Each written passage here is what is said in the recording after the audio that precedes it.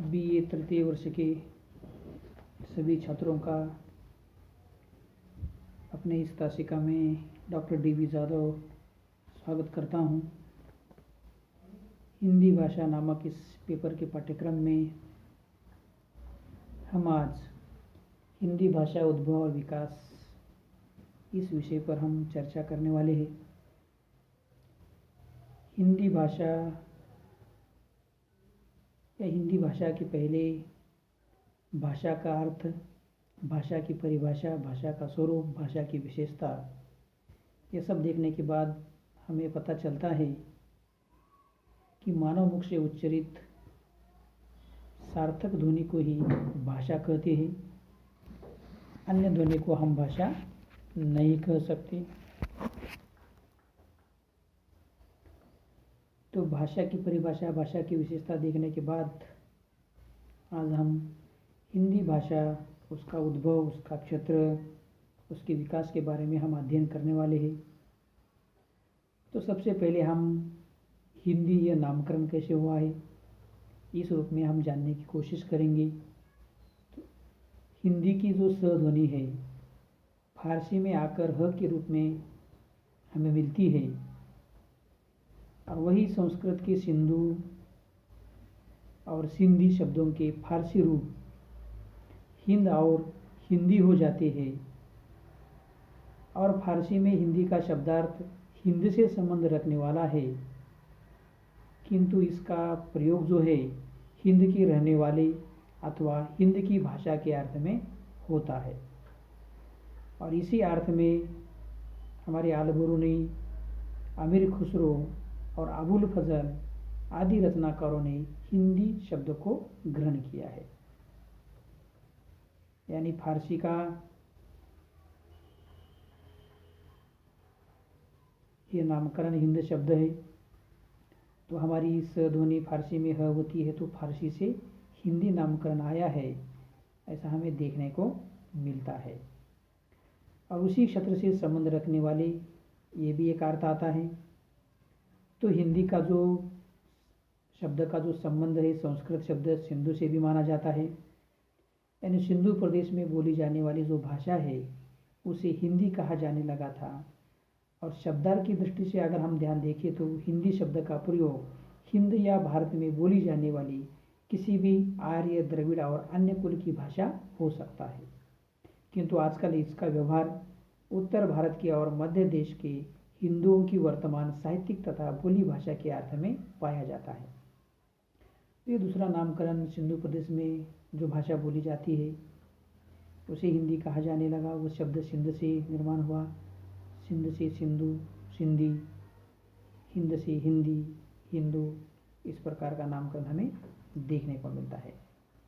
तो पहले ये भारत में बोली जाने वाली एक आर्य, द्रविड़ और अन्य कुल की किसी भी भाषा के रूप में होता था, लेकिन धीरे धीरे अब ये नामकरण अब उत्तर भारत और मध्य भारत का जो इलाका है और वहाँ की जो साहित्यिक और बोली भाषा में बोली जाने वाली जो हिंदी का रूप है, इस अर्थ में हिंदी यह नामकरण आज प्रचलित होता हुआ हमें दिखाई देता है। तो ये सब हिंदी का उद्भव के बारे में, उसके नामकरण के बारे में देखने के बाद हिंदी का जो क्षेत्र हमारे भारतवर्ष में कितना है इस पर हम देखेंगे। तो पश्चिम में जैसलमेर, उत्तर पश्चिम में अम्बाला, उत्तर में शिमला से लेकर नेपाल की पूर्वी छोर के पहाड़ी प्रदेश का दक्षिणी भाग, पूर्व में भागलपुर, दक्षिण पूर्व में रायपुर तथा दक्षिण पश्चिम में खंडवा तक के प्रदेश को हिंदी भाषी क्षेत्र माना जाता है। और इस भूभाग में हिंदुओं के आधुनिक साहित्यिक पत्र पत्रिकाएं, शिष्ट बोलचाल तथा स्कूली शिक्षा का माध्यम एकमात्र साहित्यिक खड़ी बोली हिंदी ही है। तो इस इलाके में यह सब भाषा बोली जाती है, उसका प्रयोग किया जाता है और साधारणतः हिंदी का प्रयोग जनता में इसी भाषा के अर्थ में किया जाता है। तो इस समस्त भूभाग को हमारी इस अध्ययन की दृष्टि से हम उसे 5 भागों में बांट सकते हैं। तो वो पश्चिमी हिंदी, पूर्वी हिंदी, राजस्थानी हिंदी, बिहारी वर्ग और पहाड़ी वर्ग की लगभग जो 17 बोलियां हैं, वो 17 बोलियां हिंदी के अंतर्गत बोली जाती है। तो इतना बड़ा भूभाग और इस भूभाग की 17 बोलियों को हिंदी की इस विकास को इस भाषा को 5 भागों में बांटा जाता है। तो इस हिंदी का क्षेत्र देखने के बाद हम हिंदी का उद्भव कैसे हुआ इस बारे में हम देखेंगे। तो भारत में प्रमुख रूप से आर्य परिवार एवं द्रविड़ परिवार की 2 भाषाएं हमारे देश में बोली जाती है। उत्तर भारत की भाषाएं आर्य परिवार की है और दक्षिण भारत की भाषाएं द्रविड़ परिवार की है। तो उत्तर भारत की जो आर्य परिवार की जो भाषा है उनमें सबसे प्राचीन संस्कृत है, जिसका प्राचीनतम रूप हमें ऋग्वेद में मिलता है। और इसी भाषा की उत्तराधिकारिणी, संस्कृत की उत्तराधिकारिणी हिंदी भाषा है। तो ये हिंदी भाषा लगभग आर्य परिवार से आई हुई भाषा है। तो इस भाषा को बारे में अगर हम ध्यान देना है तो भारतीय आर्य भाषा के काल को हम मोटे तौर पर 3 कालखंडों में बांट सकते हैं। तो प्राचीन भारतीय आर्य भाषा काल ये लगभग ईस्वी पूर्व 1500 ईस्वी पूर्व से लेकर 500 ईस्वी तक का है। दूसरा कालखंड मध्य भारतीय आर्य भाषा काल वो 500 ईस्वी पूर्व से लेकर 1000 ईस्वी तक का है। और तीसरा कालखंड आधुनिक भारतीय आर्य भाषा काल 1000 ईस्वी से लेकर आज तक का है। तो इस प्रकार से लगभग 3500 ईस्वी का ये कालखंड है और इस कालखंड की पूरी भाषाओं को हम 3 कालखंडों में बांट सकते हैं। जब प्राचीन भारतीय आर्य भाषा काल जो 1500 ईस्वी पूर्व से लेकर 500 ईस्वी पूर्व तक था, तो इस काल में सिर्फ 2 ही भाषाएं प्रमुख थी, एक वैदिक संस्कृत और दूसरी लौकिक संस्कृत। तो चारों वेद हमें जो देखने को मिलते हैं वो वैदिक संस्कृत में देखने को मिलती है। ब्राह्मण ग्रंथ उपनिषद इसी काल की रचनाएं है और ऋग्वेद इसी का प्राचीनतम ग्रंथ है वैदिक संस्कृत की। और लौकिक संस्कृत में हमें रामायण महाभारत आदि ग्रंथ लिखे हुए देखने को मिलते हैं। दूसरा कालखंड जो मध्य भारतीय आर्य भाषा काल का है, लगभग 500 ईस्वी पूर्व से लेकर 1000 ईस्वी तक का। तो इस मध्य भारतीय आर्य भाषा काल में हमें 3 भाषाएं प्रमुख देखने को मिलती है, पाली, प्राकृत और अपभ्रंश ये भाषाएं हमें देखने को मिलती है। और वैदिक संस्कृति 3 क्षेत्रीय बोलियां ही बन चुकी थी उस समय तक। पश्चिमोत्तरी, मध्य, पूर्वी ये 3 हमें संस्कृत ये भाषाएं हमें देखने को मिलती है। आगे चलकर ये पाली में बोलियों की संख्या बढ़कर 4 हो गई। चौथी जो नई पनपी वो दक्षिणी थी, यानी पाली की पश्चिमी, मध्यवर्ती, पूर्वी और दक्षिणी इस प्रकार की 4 बोलियां हमें देखने को मिलती है। प्राकृत काल में इन्हीं जो 4 बोलियां थी इसके 7 रूप हमें देखने को मिलते हैं और वह 7 रूप प्राचीण प्राकृत, जो ब्राचीण प्राकृत, ब्राचीण अपभ्रंश, सिंधी, उसका विकास क्रम आधुनिक आर्य भाषाओं में किस प्रकार से विकास हुआ ये बात है। केकई प्राकृत में केकई अपभ्रंश लहंदा, टक्क प्राकृत में टक्का अपभ्रंश पंजाबी, षोडशनी प्राकृत में षोडशनी अपभ्रंश गुजराती, राजस्थानी, पहाड़ी, पश्चिमी। बाद में अर्धमागधी प्राकृत में अर्धमागधी अपभ्रंश, उसका पूर्वी हिंदी रूप। मागधी प्राकृत में मागधी अपभ्रंश, उसमें बिहारी, उड़िया, बंगला, असमी ये बोलियां देखने को मिलती है। और महाराष्ट्रीय प्राकृत में महाराष्ट्रीय अपभ्रंश होता है और उसमें हमें मराठी ये भाषा हमें देखने को मिलती है।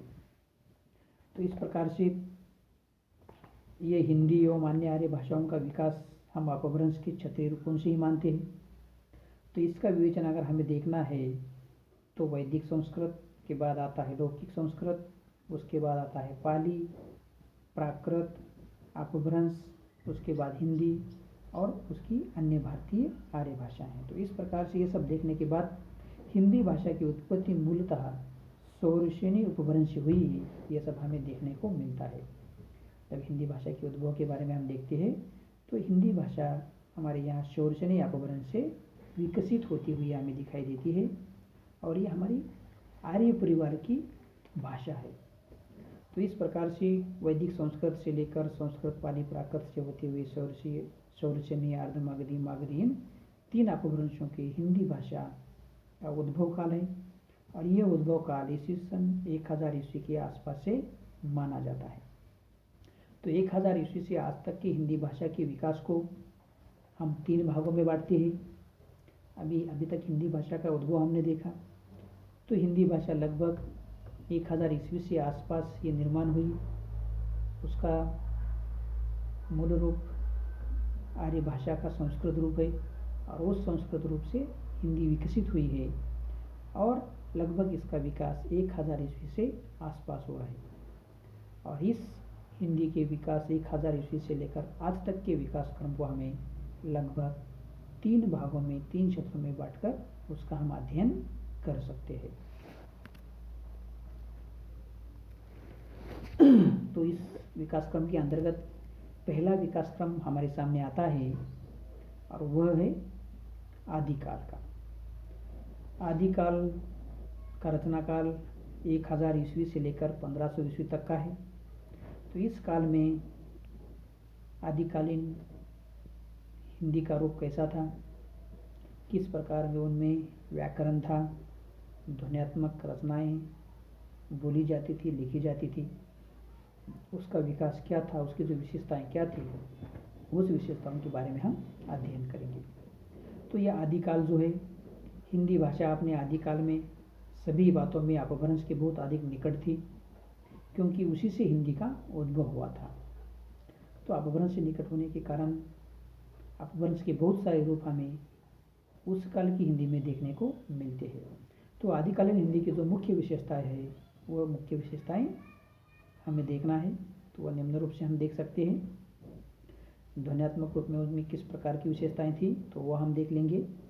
तो आदिकालीन हिंदी में प्राय उन्हीं ध्वनियों, जिसमें ध्वनियों में स्वर और व्यंजन होती है, उनका प्रयोग मिलता था जो अपभ्रंश में प्रयुक्त होता था। लेकिन इसमें जो थोड़ा सा अंतर था, तो वह अंतर हम देखेंगे। तो ये पहला अंतर, अपभ्रंश में केवल 8 स्वर थे। वो 8 स्वर है अ, आ, ई, ओ, ए और ओ था। ये 8 ही स्वर मूल स्वर अपभ्रंश में थे। लेकिन आदिकालीन हिंदी में आते आते 1-2 नए स्वर जुड़ गए और उसमें ऐ और आओ, ये 2 नए स्वर विकसित हुए और यह 2 स्वर संयुक्त स्वर के रूप में जाने लगे, जिनका उच्चारण हमें अ और अओ के रूप में होता था। यानी आदिकालीन हिंदी में 8 स्वर और वो 8 स्वर सिर्फ मूल स्वर थे। लेकिन आदिकाल में आने के बाद 2 नए स्वर आए। अपभ्रंश के 8 स्वर तो रह ही गए, लेकिन 2 नए संयुक्त स्वर आ गए और वह 2 नए संयुक्त स्वर आए और आओ थे। तो ये थोड़ा सा परिवर्तन यहाँ हमें देखने को मिलता है। दूसरा, हमें च, छ, ज, झ संस्कृत, पाली, प्राकृत अपभ्रंश में स्पर्श व्यंजन थी, किंतु आदिकालीन हिंदी में भी स्पर्श संघर्षी हो गए और तब से अब तक वह स्पर्श संघर्षी ही है। जब मुख से, जिह्वा से जो उच्चारण हमारे स्वरों का, व्यंजनों का होता है, तो उसका विकास क्रम हम जो देखते हैं उच्चारण के बारे में, तब अपभ्रंश में इन व्यंजनों को स्पर्श व्यंजन कहा जाता था। लेकिन आदिकालीन हिंदी में वह स्पर्श संघर्षी व्यंजन के रूप में हम उसको देखने लगे और अभी तक स्पर्श संघर्षी ही वो व्यंजन है। अगली बात हम देखते हैं, न, र, ल, स ये व्यंजन पहले दंत ध्वनि थी। आदिकाल में ये वत्स हो गए, यानी दंत ध्वनि में दांतों के द्वारा उच्चरित ध्वनियाँ, दांत, जिह्वा इसके स्पर्श के द्वारा तो न, र, ल, स ये व्यंजन थी। लेकिन आदिकाल में आते आते वह वत्स व्यंजन हो गई। चौथा, हमें थोड़ा सा अंतर देखते हैं। अपभ्रंश में ड, ढ उसके नीचे नुक्ता है, व्यंजन नहीं थे। आदिकालीन हिंदी में इनका विकास हुआ। ड और ढ जिसके नीचे नुक्ता दिया गया है, इन व्यंजनों का विकास आदिकाल में हुआ। पांचवा अंतर हम देखते हैं, नह, मह, लह पहले संयुक्त व्यंजन थे, अब वे क्रमशः न, म, ल के महाप्राण रूप हो गए, अर्थात संयुक्त व्यंजन न रहकर मूल व्यंजन हो गए। यानी अपभ्रंश में न, म, ल जो आज का है, उसका उच्चारण न, मह, ल के रूप में होता था, संयुक्त व्यंजन के रूप में होता था। लेकिन आदिकाल में आते आते वो मूल व्यंजन बन गए, वो संयुक्त व्यंजन न रह गए। अगला थोड़ा सा अंतर हम देखते हैं। संस्कृत तथा फारसी आदि की कुछ नए शब्दों के आ जाने के कारण कुछ संयुक्त व्यंजन हिंदी में ऐसे आ गए होंगे जो अपभ्रंश में नहीं थे। कुछ अपभ्रंश शब्दों के लोप के कारण कुछ ऐसे संयुक्त व्यंजनों, स्वरानुक्रमों तथा व्यंजनाक्रमों आदि के लोप की भी संभावना हो सकती है जो अपभ्रंश में रहे होंगे। यानी बहुत सारे संयुक्त व्यंजन, संयुक्त स्वर जो अपभ्रंश में थे और बहुत सारे इस आदिकाल में आते आते लुप्त होते हुए हमें दिखाई देते हैं। तो ये ध्वन्यात्मक रूप में ये परिवर्तन हमें देखने को मिलता है। व्याकरण के रूप में परिवर्तन हम किस प्रकार से देखते हैं इसको भी हम देखेंगे। आदिकालीन हिंदी का व्याकरण 1000 या 1100 ईस्वी के आसपास तक अपभ्रंश की बहुत निकट ही था, किंतु 1500 ईस्वी तक आते आते अपभ्रंश के व्याकरणिक रूप कम होते गए और हिंदी अपने पैरों पर खड़ी हो गई और अपभ्रंश प्राय प्रयोग से निकल गए। यानी प्रारंभिक रूप में अपभ्रंश में जिस प्रकार का हिंदी का प्रयोग व्याकरण रूप में होता था वह कुछ साल 100 साल तक चला, लेकिन 1500 ईस्वी तक आते आते हिंदी का स्वयं अपना व्याकरण निर्माण हुआ और स्वयं हिंदी खुद अपने बल पर ही व्याकरणिक रूप से समृद्ध हुई। तो आदिकालीन हिंदी का व्याकरण समेत अपभ्रंश व्याकरण से इन बातों में थोड़ा सा भिन्न था। अपभ्रंश भाषा का संयोगात्मक थी, किंतु आदिकालीन हिंदी वियोगात्मक बन गई। संयोगात्मक और वियोगात्मक, आदिकालीन भाषा संयोगात्मक, अपभ्रंश की भाषा संयोगात्मक थी तो आदिकाल की भाषा वियोगात्मक बन गई। दूसरा व्याकरणिक बदलाव, नपुंसक लिंग एक सीमा तक अपभ्रंश में था, लेकिन आदिकालीन हिंदी में नपुंसक लिंग का प्रयोग समाप्त हो गया। यानी अपभ्रंश तक 3 लिंग थे, लेकिन अपभ्रंश अब आदिकाल में हिंदी में सिर्फ 2 ही लिंग रह गए। तीसरा बदलाव, कृदंतों से बनी क्रियाओं में लिंग परिवर्तन पूरी तरह होने लगा और कृदंत जो ध्वनियाँ है इन ध्वनियों में लिंग परिवर्तन हमें देखने को मिलता है और वाक्य रचना में शब्द क्रम काफ़ी निश्चित से होने लगे और जब वाक्य लेखन का जो क्रम होता है उसका एक क्रमभूत निश्चित हो गया कि कौन शब्द, वर्ण, लिंग, वचन, कारक उसका स्थान किस प्रकार का होना चाहिए, एकदम क्रमबद्ध रूप से होने लगा। शब्द भंडार के बारे में हम देखेंगे। आदिकालीन हिंदी का शब्द भंडार अपने प्रारंभिक रूप में अपभ्रंश का ही था, किंतु धीरे धीरे उसमें परिवर्तन आए। भक्ति आंदोलन के प्रारंभ होने से तत्सम शब्दावली की संख्या बढ़ी। मुसलमानों के आगमन से फारसी, अरबी, तुर्की शब्द हिंदी में आने लगे तो हिंदी का शब्द भंडार भी समृद्ध होने लगा।